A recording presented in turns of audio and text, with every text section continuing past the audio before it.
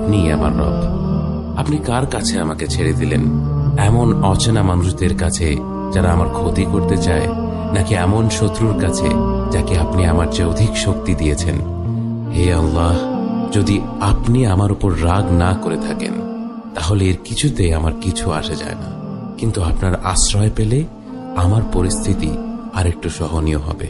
হে আল্লাহ, আমি আপনার চেহারার নূরের কাছে আশ্রয় চাই, যা সব অন্ধকারকে উজ্জ্বল করে দিয়েছে, যা দুনিয়া এবং আখিরাতের সব বিষয়ের সংশোধক। আল্লাহ, আপনার রাগ এবং অসন্তুষ্টি থেকে আমি রেহাই চাই।